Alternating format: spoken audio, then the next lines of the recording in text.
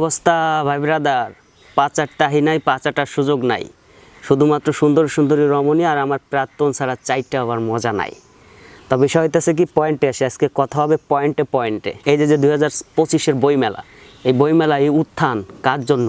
এই ফাঁকি ভাইয়ের জন্য। এই ফাঁকি ভাই যদি ফাঁকি ফাঁকি না করে দিত তাহলে এত হাইপ তুলতো।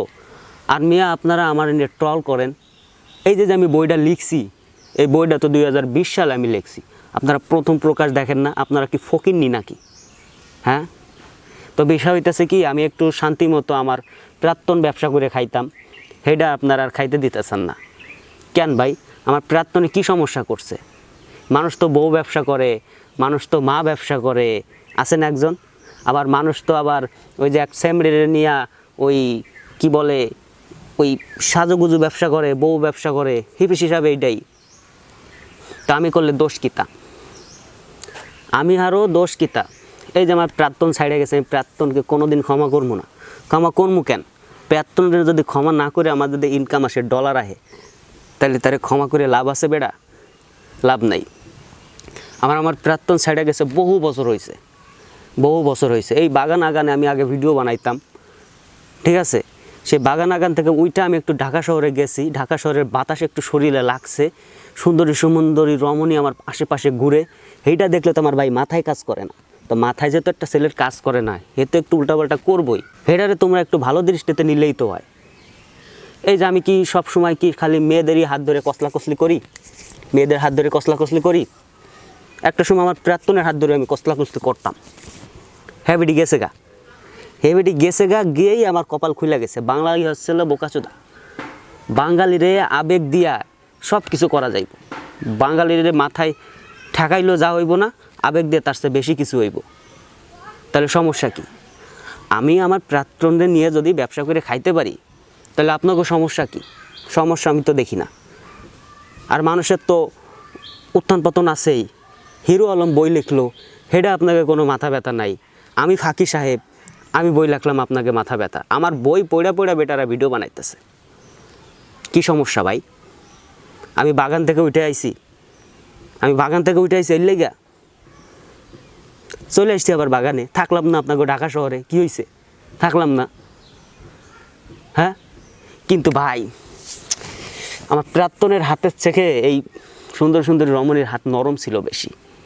মানে মাথায় কাজ করে নাই। হঠাৎ করে এরকম জনপ্রিয়তার তুঙ্গে উঠে যাওয়ার পরে আমার মাথায় কাজ করে নাই। আমি যে কি করবো এটাই বুঝতে পারি নাই। যার লাইগা আমার একটু 19-20 হয়েছে আর কি। তাই 19-20কে আপনারা 22, 24, 25, 26 করে লাইতেছেন, এটা তো ঠিক না ভাই, ঠিক না ভাই। এই যে আমার প্রাক্তনরে নিয়ে আমি কোনো দিন ক্ষমা করবো না। প্রাক্তন আমার জন্য ডিম পাড়া হাঁস, সোনার ডিম পাড়া হাঁস। প্রাক্তন আমার জন্য সোনার ডিম পাড়া হাঁস। আমি যখনই আমার প্রাক্তনরে ক্ষমা করি না, তখনই আমার ভিতরে ডলার ঢুকে যায়। আর মায়া মানুষের ইমোশনাল করার এইটা একটা বড় কারণ। বাংলাদেশের মায়া মানুষের ভিতরে হলো আবেগে ভরপুর, শুধু আবেগ আর আবেগ। এই আবেগে যদি একবার বলি যে আমার প্রাক্তনরা আমি অনেক ভালোবাসি, কিন্তু প্রাক্তনরা আমি কোনো সময় ক্ষমা করবো না, এরা ভাবে ইস, এই ফাঁকি না কত কষ্ট পাইছে, এর লগে একটা সেলফি তুলি, এর লগে দেখি একটু ভালোবাসা করা যায় কিনা। আর আমি তো দেখি জনপ্রিয়তা হয়ে গেছি। এই যে আরেকজন আছে, ইস্যু পাইলেই ভিডিও বানায় ফেল। কি মনে ভাই, আপনি কি ঠিক হইবেন না? হ্যাঁ, আপনি আপনার কামনে থাকেন, আমি আমার কামনে থাই। আমার প্রাক্তনরা আমি ক্ষমা করব না, কি বলেন? আপনি মিলিয়ন মিলিয়ন টাকা ইনকাম করে নিতেছেন আমারে দেখাইয়া, হ্যাঁ? এটা আপনি ঠিক করতেছেন? আমার প্রাক্তন রাগ হইব না? আর সবচেয়ে বড় বিষয় হইতেছে এই 2025 সালের যে বইমেলা, এই বইমেলা হাইপ তুলছে কে? এই ফাঁকি ভাই, ফাঁকি ভাই। এই ফাঁকি ভাই যদি ফাঁকি ফাঁকি না করে দিত, বইমেলার এত হাইপ তুলতো? এই যে ইউটিউবাররা আছে, ইউটিউবাররা কি ভিডিও করতে আসতো?